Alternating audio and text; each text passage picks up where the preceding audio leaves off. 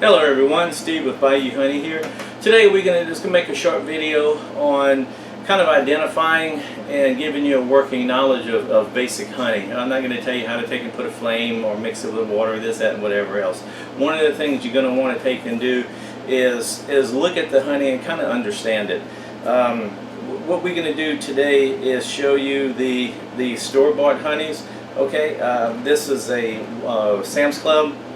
Just comes from one of the big stores. I don't remember which one. I think this one right here is a Kroger brand, Walmart brand, and this one comes from another big box store. I don't remember. Costco, Albertsons, Kroger's, the big brand names will actually have honey packaged for them. And if you look and see, the honey's really pretty. Okay, it's got a nice color to it. You can see through it. It's not sugared up or anything.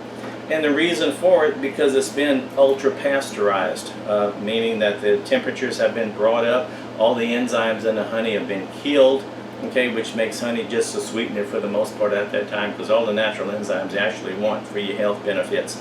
And also too, and you can go to some of the big producers, Sous Bee. I'm not trying to single out Sous Bee, a fine company.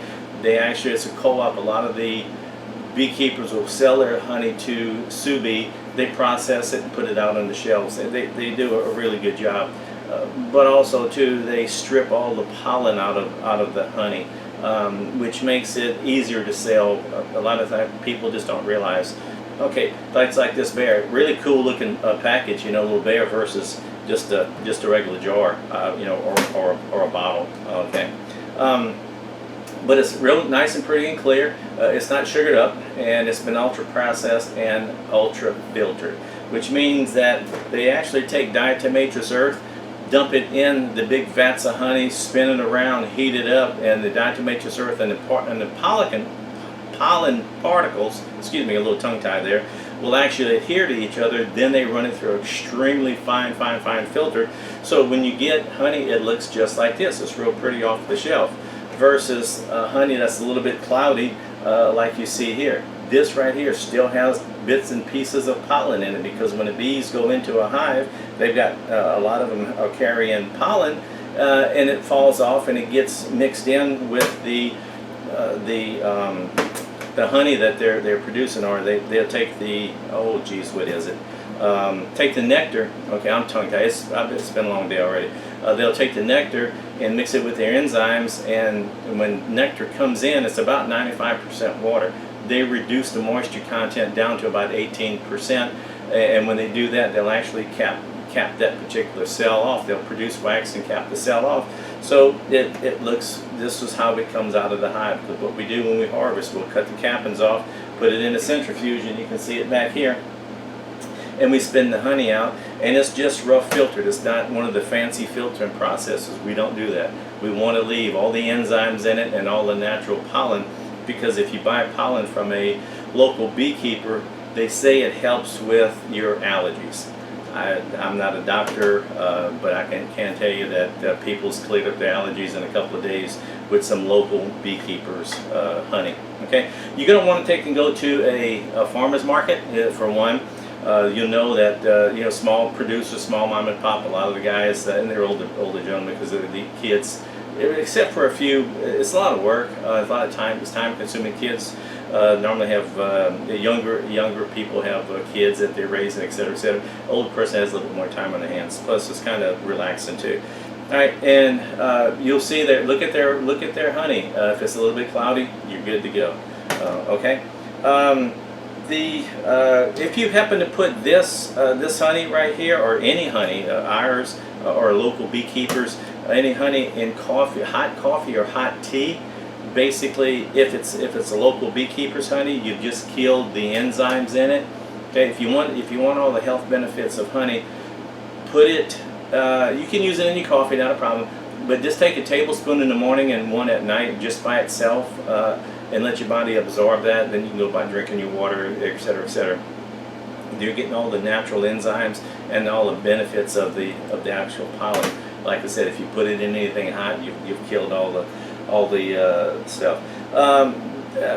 Areas where honey is produced. These big producers right here, or these people right here, short of us. Okay. they go into a big producer and say, oh, look, I want 10,000 cases or so many bottles or whatever. This is the labels I want. This is the type of bottling that I want. Or sometimes the companies make suggestions, and it's all packaged for them. You never know where this stuff is coming from. This one right here is a product of USA, Canada, Argentina, Mexico, and India. Okay. I can't say for India. I haven't been to Argentina. I don't know what their beekeeping is like. They may or may not cut it. We really don't know. This was made in the USA, but it's been ultra pasteurized and ultra filtered. The same with the rest of these. Local beekeepers will not. We'll heat it up to about maybe 100 degrees, which doesn't really affect the honey, because inside the hive will stay about 95, 98, 100, and it keeps the honey just where it flows. Okay. You will find a local beekeeper's honey will sugar up. Okay, if it does, just set it out in the sun, and the sun will naturally dissolve the crystals in there. It's basically sugar crystals. It's not going to hurt anything. So if you have some that's sugared up, heat it up a little bit. Do not put it in the microwave. You can heat up some water, set it in there, but I'd suggest you just putting it out in the sun. The sun does a wonderful thing with honey. It dissolves those crystals without getting it too hot. Okay. We also make and other beekeepers make a creamed honey, which we force it to go into a sugar state. This is creamed honey, and it's all natural. Okay, we'll do another video on how to make cream honey and some of the stuff behind cream honey. So with that said, pollen, you can take bee pollen as well as a good supplement. Right? Not necessarily buy from us, but you can buy from a local beekeeper, and such as that.